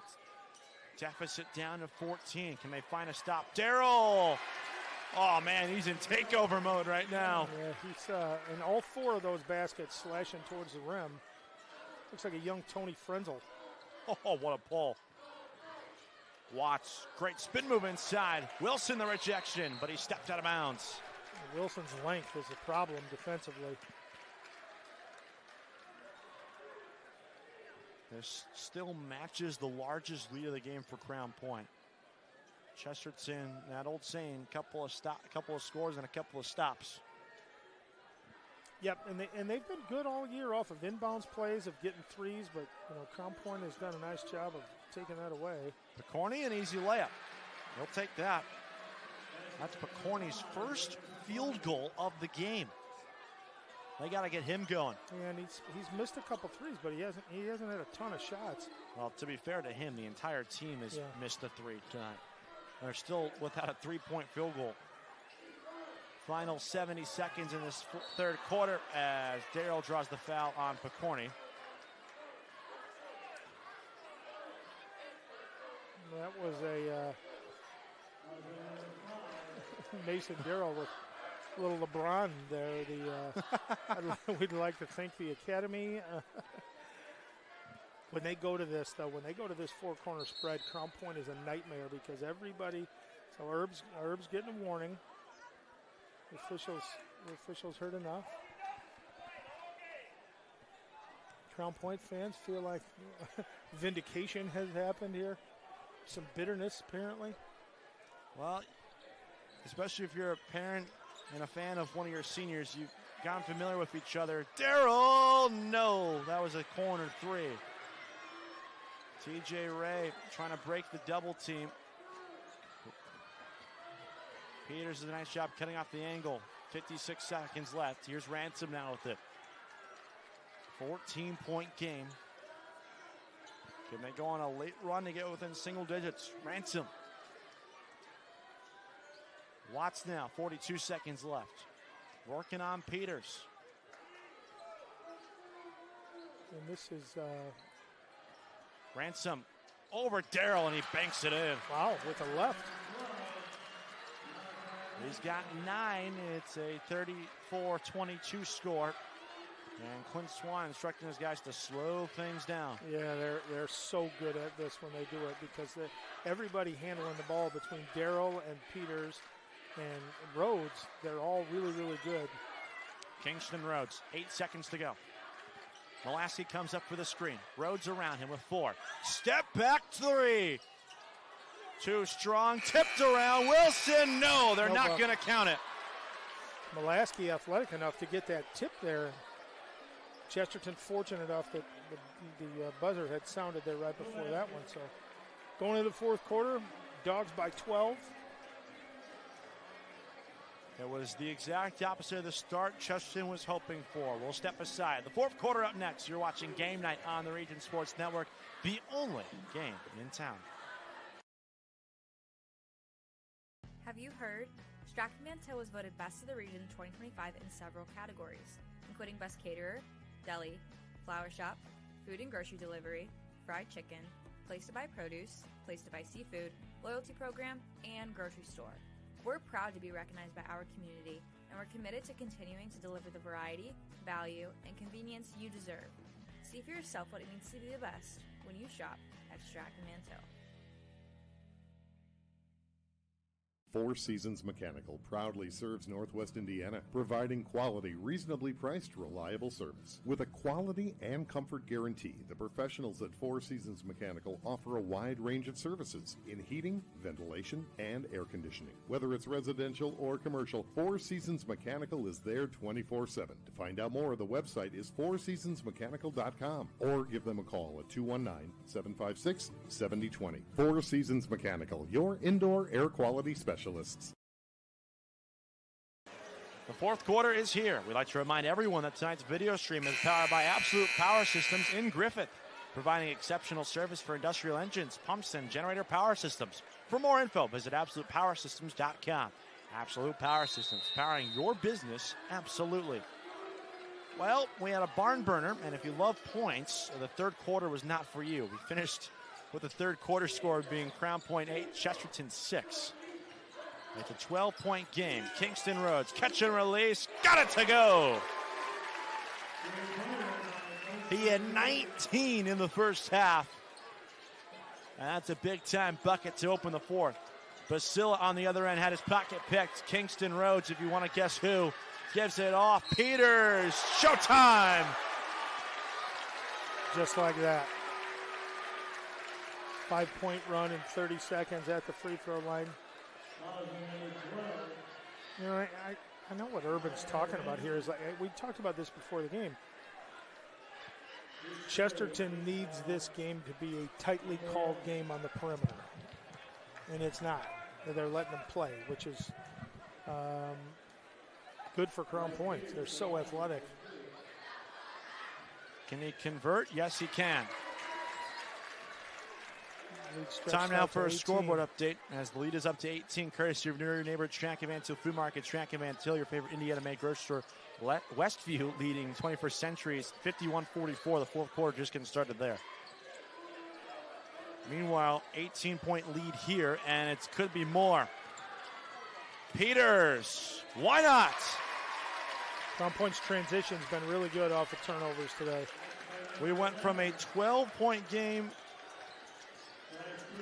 to 20 in the blink of an eye. Picorni.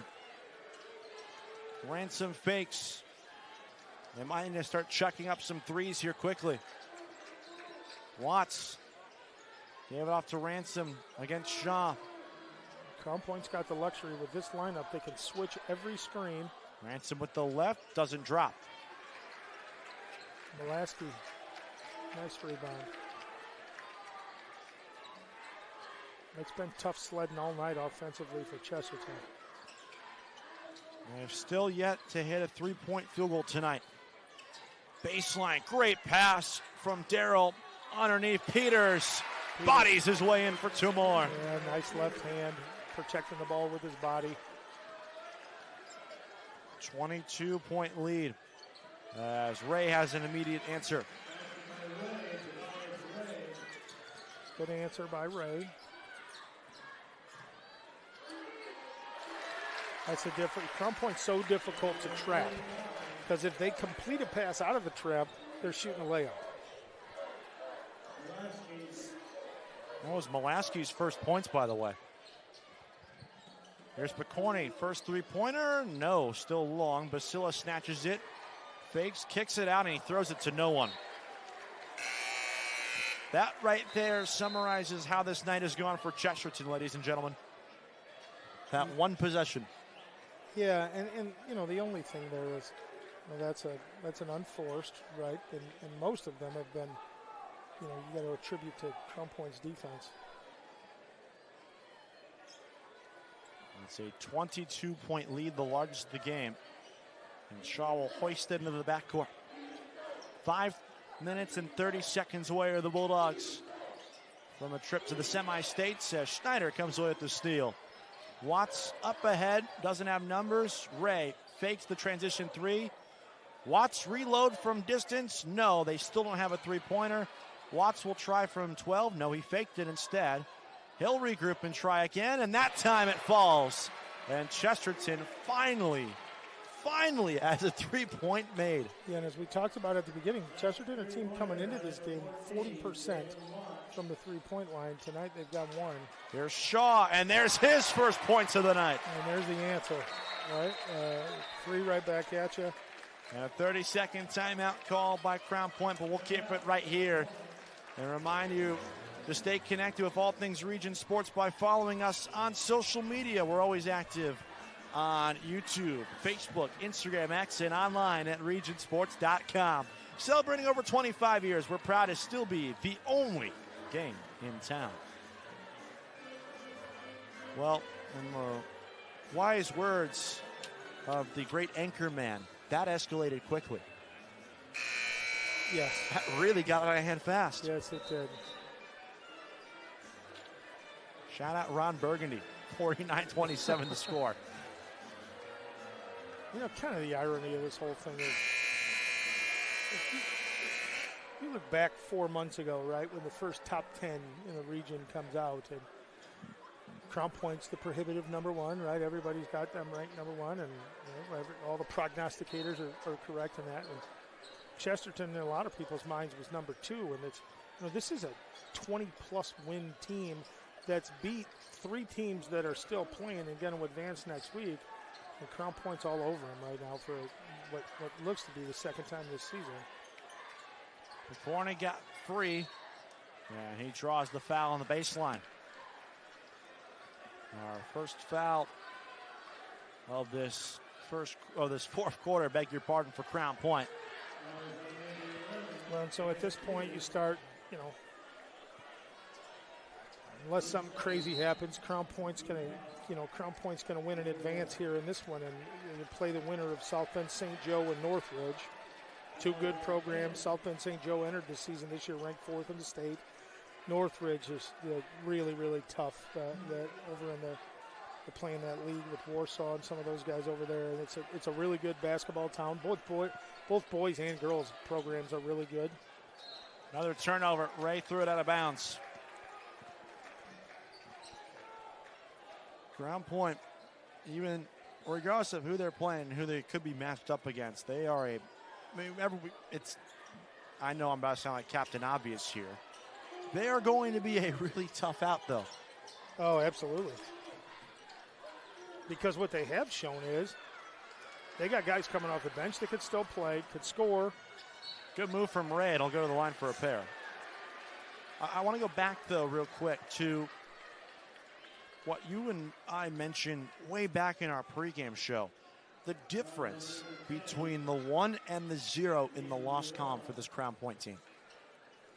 Yeah, and okay, it's cool to be undefeated, right? You know, but I feel like sometimes there's a lot of pressure that comes with that. And, you know, 21st, who is obviously a good team. You know, 21st, you look at their schedule. They play a lot of teams from Chicago that are, you know, perennially good programs that are there. And, you know, 21st is still in it. I think maybe what it did is it allowed Coach Swan and his people to say, okay, let's quit talking about that and how cool it is to be undefeated. Let's just worry about getting better. And we get better, and we play some good teams. You know, they played a heck of a schedule over Christmas break, as did Chesterton. You know, both of these coaches are guys that try to get a tough schedule, right? But, you know, Crown Point is timeout's called to avoid the 5. We'll stay here, though, a 30-second timeout. Playing 9 guys deep right now. You know, guys today getting extended minutes with Shaw being out in foul trouble and Darrell being out in foul trouble, and they're pretty good. I mean, I don't. It's going to take somebody really good that has a really good night in order to beat them. And certainly, both of those teams next week are teams that Crown Point could beat. I mean, Chesterton beat South Bend St. Joe early in the year. Northridge is Northridge is Northridge. I mean, you just, if you follow the game a little bit, they're perennially, you know, they're going to be a team coming out of that area that are just tough. It's a good basketball city. And, you know, Crown Point, you start thinking about big picture. What kind of year have the Dogs had? You know, the football team has killed everybody in the Duneland and lost a tough one to Penn right in the playoffs. Mm-hmm. The girls basketball team, super young roster, makes it to the semi-state. You want to talk about bright future? That's a program that is only going to get better and better. Yeah, and you know, it's a big school. They do things right. You know, they got a great strength coach. They got good coaches and administration that supports the athletic programs. They're having a heck of a year. And their wrestling team was, you know, amazing, right?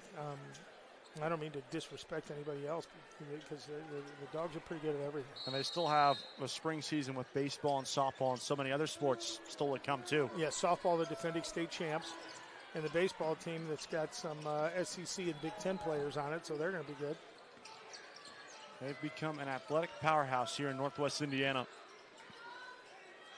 as they lead by 20 with 4 minutes to play. Underneath, Molaski stopped his dribble, or switch pivot foots and turns it over rather. As Basila comes away with the turnover. Basila, he stopped his dribble as well too. And there's a foul, and it'll be on Caden Rhodes. 4th foul of this 4th quarter for Crown Point, but at this point they don't care. Up by 20, 3:40 left. Yeah. They're playing a little bit with house money right now. I believe that's what we call champagne problems. Yeah. I like Michael Wilson. You know, he's obviously got a bright future in the program. And, you know, Crown Point's going to lose some guys to graduation this year, right? Lux is a senior. The Rhodeses are seniors. Mason Darrell's a senior. Bryce Peters is a senior. Dikembe Shaw is a senior. So this is a tournament-tested, schedule-tested veteran team. As Ray finds the twine for 3. 49-32 game and a foul, a push. Yes, McCorney, I believe that Wilson flopped. By the way, update on another game that's taking place here on the Region Sports Network. It's a scoreboard update courtesy of your neighbor Track and Van Til Flea Market. Track and Van Til, your favorite Indiana-made grocery store. Westview leads 21st Century 53-51, 1:44 left in the 4th quarter there. Still got time.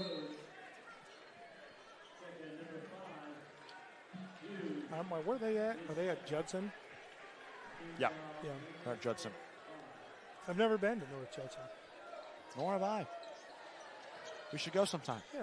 City slicker like you from the Chicago suburbs. I'm from the city. That one's fouled by Basila, and Wilson goes to the line for 2.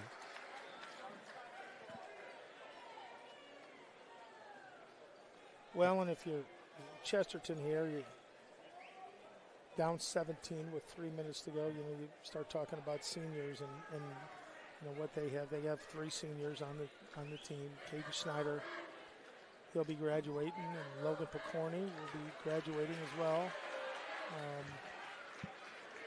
According to this roster, they got 2 seniors. Could have swore they had 3. Schneider, Jalen Watson, Picorni are the 3. Yeah, so, you know, Logan's going to play at Taylor. I'm sure that Jalen could go play somewhere if he wants to. I don't know what his future plans are. So 3 guys that played a lot of basketball games in their career. And final 3 minutes in this one, and it's all Crown Point. Darrell got a Basila in the air and scores. Darrell showcasing his post game right there, right, with the shot fake. Bradley wanted to send that one up here. How fun has he been to watch tonight? Yeah, I like how he plays. Unfortunately, every time I see Crown Point play, he's in foul trouble. But when he's on the floor, you know, his productivity per minute is pretty good. Fouls on Wilson, his third personal, team's fifth. So Picorni gets a pair here. I like him because he's got some stuff about him. Like, you know, he just competes. He likes to go, and he has a good time. He reminds me of Tyler Parrish, a kid that played for us at Chesterton here a couple years ago that's now playing for University of Indianapolis. 10 second-half points, by the way, for Mason Darrell. He only had 2 going into the locker room at halftime, the senior guard. Yeah, so and what's Shaw got right now, 3? Shaw's got just the 3-pointer he made here earlier in the fourth quarter as Picorni goes 2 for 2. And Shaw's a guy that, you know, we're talking about a potential Indiana All-Star, you know, a 20-point-a-game guy, and he's got 3 and Crown Point's up 17 here with 2 minutes to go. And, you know, hate to beat a dead horse, but it shows the depth of the Dogs. I don't think it's beating a dead horse because it's so true. And you look up and down. Molaski just has the layup a few moments ago. Ransom high arcing shot won't fall, and a foul on the rebound attempt. It's going to be on, speaking of the devil, Mason Darrell. But when you have that type of depth, it's hard not to be amazed when Dikembe Shaw, like you said, 18 points per game guy, 3 points. Molaski gives you about 5 a night, 2 points. I mean, you look up and down, Kingston Rhodes had that phenomenal first half, but Mason Darrell only had 2 points in that first half. The Stars were quiet throughout that first half and even through the third quarter for this Crown Point team, and they're still winning handedly with 2:08 left. Well, I mean, you're not going to lose a lot of high school basketball games when you give up 34 points. No. You know, you start looking at some of the scores around the state. You know, the East Chicago game was, 75-72, and this, you know, right now Chesterton's been held to 35. Corney splits the pair.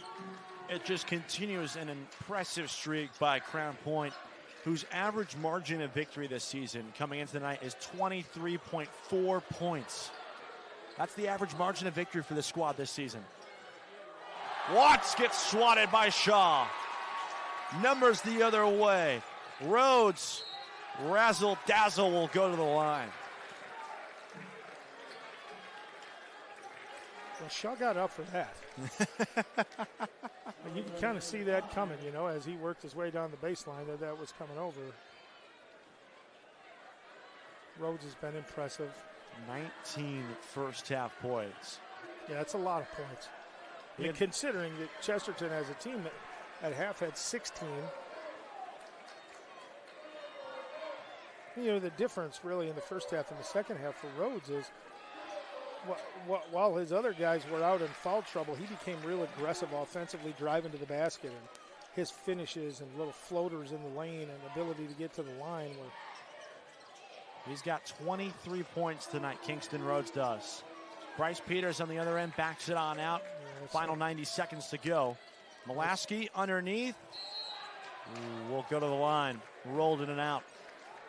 And Molaski's a guy, I think, for them, that his progress during the course of the season, he's a better player than people give. You know, he's a multi-sport guy, but he's not the front line guys that you talk about when you talk about Crown Point. But his ability and with his length to give them minutes and do those kind of things, right? You know, your defender helps over, catch the ball on the block and put it in. And 53-35 the score. Inside of a minute to play. Molaski is a junior, so he'll be back next season for this Crown Point team. Picorni got trapped. Got rid of it. TJ Ray, catch and shoot. No good. And Shaw comes down with yet another rebound. That's been the one element of his game that's been so good tonight. Yeah. When the shots haven't fallen, he's been great on the glass. And he's probably pushing 10. He still just has the 1 3-point field goal made. It's tough to trap him because he's so long. He just throws over the trap. Peters bobbing and weaving through traffic. And now it's just a long game of catch here that Crown Point will play to dribble out the clock. Credit Chesterton on a great season. But it's been the year of the Bulldog throughout the region and the Class 4A level as Wilson turns it over, 34 seconds left. And now out goes some of the seniors. And poor Wilson gets the ball, turns and looks. Nobody's guarding him, so he does what everybody would do, right? Well, heck, I'm going to go shoot a layup. The coaches are telling him right now, what are you doing, son? That's the one time where you hear the word scoreboard and it's not the chirp. It's the, hey, look at the scoreboard. We're trying to dribble out the clock. And now Chesterton will go on full auto here, and that won't work very well. Watts picks up a foul halfway home into the basket with 26 seconds left. And Peters will go to the line for a pair here in this fourth quarter. Crown Point's impressive streak. They're 26.1 seconds away from it becoming official. 23 wins to 1 loss. It's a pretty good run. Yeah. And playoffs, right? Live to fight another day. We don't know where they'll be. You know, I know that for the girls, LaPorte always seems to maybe host that level. Out go the Chesterton seniors for the last time. Watts, Schneider, and Picorni all leave together. Yeah, and so you get an opportunity for some younger kids in, and more so you get an opportunity for those seniors to get a final goodbye clap from the students and parents of the Chesterton kids that came here. 54-35 our score. And Mark Urban's telling his guys to go. And Peters wanted to go, I think, in retaliation. Wilson wanted to dunk right there, too. Wilson's not happy with Peters right now. And that'll do it. Crown Point season of their dreams continues to a semi-state next weekend. Dominant are the Dogs. 54-35 the final here in the regional final.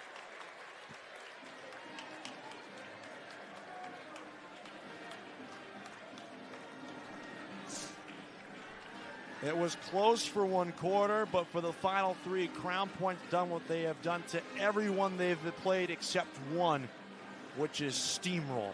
And they just demoralize you with your defense. And you know, they come in waves too, right? You know, they're playing man. You know, they don't play a bunch of trick defenses or try to trap you all over the place. They just put their nose on the ball the entire length of the court, make you turn your back, and then they do a nice job of denying and running in the passing lanes.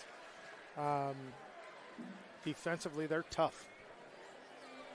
Once again, and we'll talk more about it in a post-game show. We'll have a full post-game show. We'll break down this game, the two teams' seasons so far, while the net cutting ceremonies as well, too. But just a brief tip of the cap once again to Chesterton. 22 wins, 4 losses.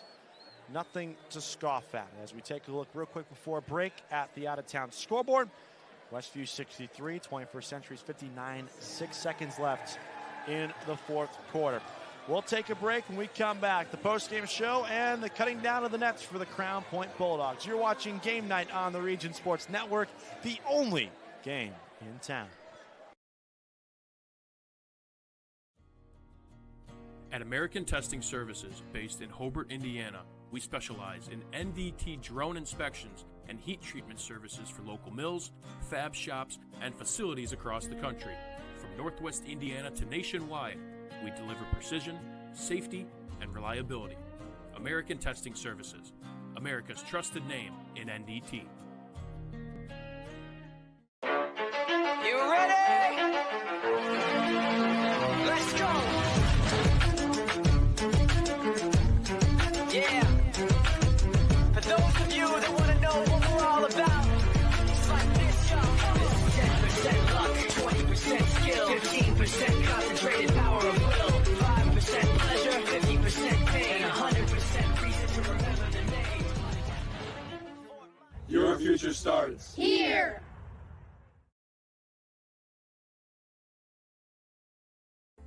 Located in the heart of downtown Indianapolis, the newly renovated Hampton Inn is within walking distance to over 30 restaurants and attractions, including Lucas Oilfield and Gamebridge Fieldhouse. Hampton Inn has much to offer, including a hot breakfast, high-speed internet access in every room, as well as a fitness center. Why wait? Make your reservations today. Call 317-261-1200 or make them on the web at hamptonin3.hilton.com. Hampton Inn, Indianapolis, downtown. Mortorano's Roofing is a family-owned business. Welcome back. 54-35 the final. The Crown Point Bulldogs get set to cut down the nets here at Michigan City High School after winning the Class 4A regional here in dominant fashion like they've done all year. Their average margin of victory this season while at McCormick has been 23.4 points per game. They win it by just under 20. Well, and, you know, start to break it down and look statistically. Crown Point tonight was 21 of 49 from the floor, 4 of 15 for 27% from the three-point line, so they weren't lighting it up from the three themselves, and 7 for 17 at the free throw line. The rebounds were a push. Believe it or not, turnovers were a push. Points off the bench. Chesterton won 9-2, but you talk about a struggle to get good shots or uncontested shots. Chesterton's 11 for 46 from the floor, and 2 for 14 from the three-point line. Team that generally, or on a season, averages 40% from the three-point line today, 14%. And Chesterton 11 for 14, almost 80% from the line. And it ended up being a little bit more balanced, you know, in the second half. In the first half, Kingston Rhodes put on a show, right, with 19 points. And Mason Darrell came with a strong second half, finished with 12. Bryce Peters with 10. Dikembe Shaw with 3, which nobody would have predicted that. No. And, you know, credit to his teammates, right? It's a basketball team. It's not a basketball this. And my guess is if I'm Dikembe Shaw, I get to climb up the ladder with a pair of scissors. I could care less how many points I scored in that game. We're cutting down nets, and we're going to take a trophy home back to our school, and we're going to get one step closer to going down to Indianapolis and playing in that. And next weekend's a different animal, right? Because the semi-state, you got to play 2. Yep. So conditioning becomes an issue. Your bench becomes an issue. So it's a good day if you're a Bulldog. And in that case, also, even though I didn't have my best game, I know for sure I got 2.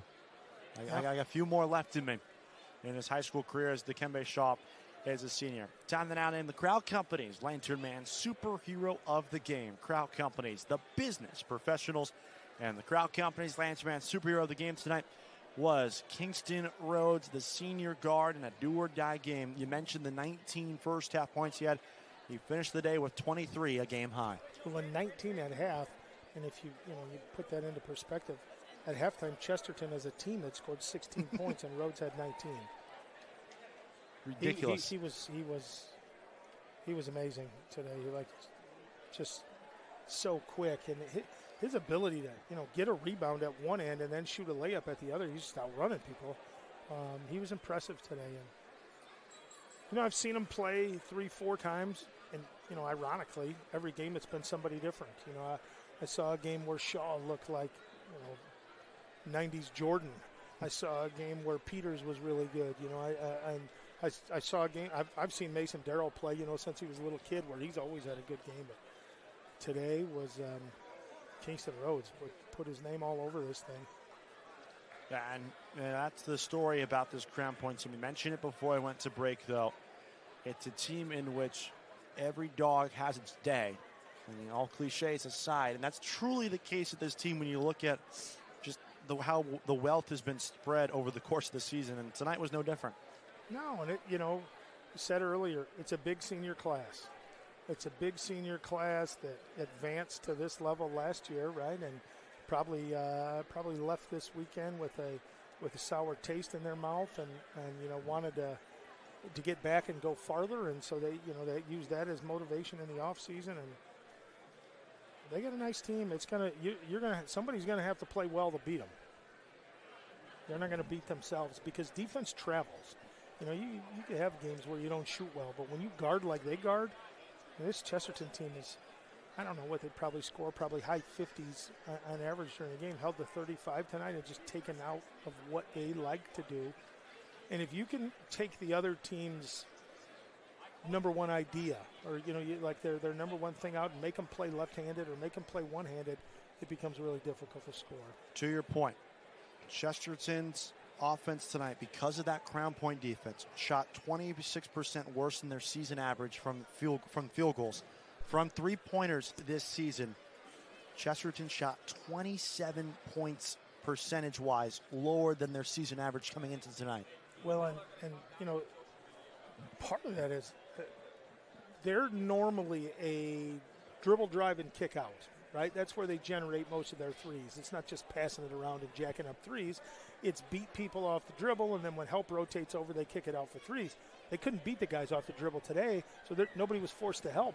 So the threes that they did shoot a lot of times were contested. And then they had some bunny opportunities, which I mean to say bunny because it's a layup, but they're contested layups. Mm-hmm. With Mulaski and Shaw kind of hanging in there, and Peters is long, and they're defensively they're pretty good.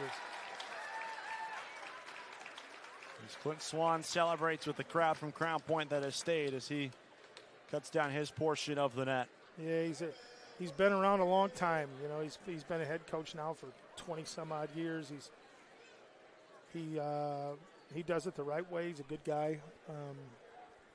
He's one of those guys that he's easy to root for. He's not all full of himself or one of those. He's a very self-deprecating guy, good guy.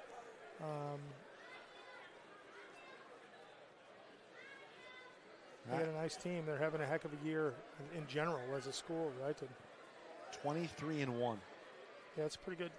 Let's flip now to Chesterton. And even though it comes on a lopsided 19-point defeat, it's how their season ends, 22 wins is nothing to be disappointed about whatsoever. That's a great year for this program. I know they averaged 19 a year, but you go +3 on your season average. That's usually a good sign that things are going well for Mark Urban's program. Yeah, and this is the end of Herb's 10th year, right? And he's got about 200 wins in that 10-year run. So he's built this program into a program that's one of the better ones in the region.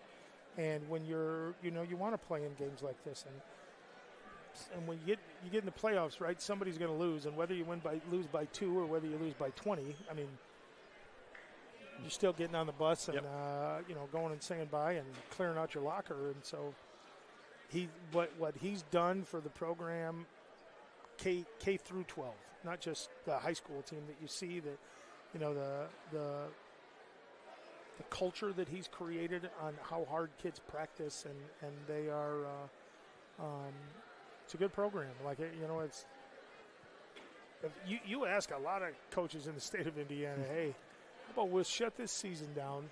I'm going to give you 22 wins and 5 losses. Would you take it? And everybody in the room, and win a sectional title in your own gym, everybody would raise their hand and take it. Yep. Except for maybe Fishers and maybe Crown Point, because they want a little bit more with that after getting a taste last year.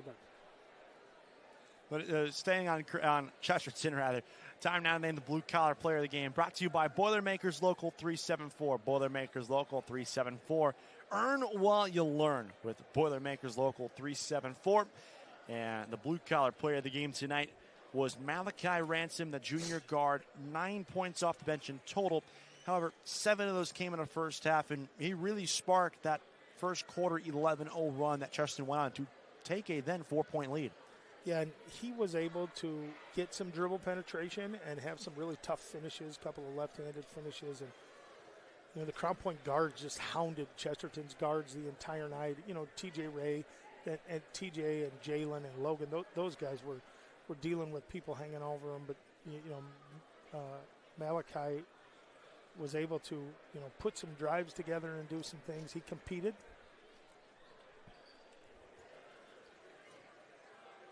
He really did, man. He gave Chesterton a shot. They led 12-11 after the first quarter, but the second quarter is when the script completely flipped. 15-4, Crown Point was the second quarter score, which includes our play of the game. Time to now name the Proud to Be Union play of the game, presented by Ironworkers Local 395.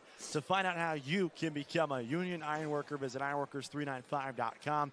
And tonight's Ironworkers 395 play of the game was the 4-point play we saw just before the first half buzzer by Crown Point's Kingston Rhodes. Yeah, that's one.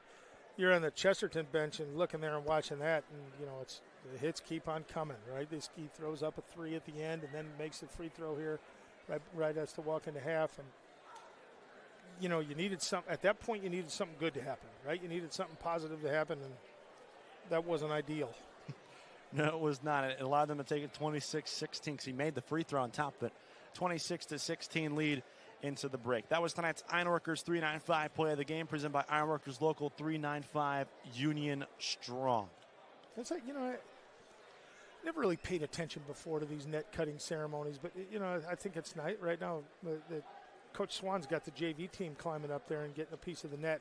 And, I think what he's doing and telling everybody is we're all a part of this thing, and you're the prep squad that's trying to get these guys ready during the course of the week. So you're still going to practice tomorrow. So here's a little bit of motivation, that this is where we want to be at, and 2, a thank you for all the hard work that they put in. Obviously, that's their future. And when you got kids that walk into your program with high expectations, and they've seen and played against really good players every day at practice, that's only going to elevate the level of the entire program.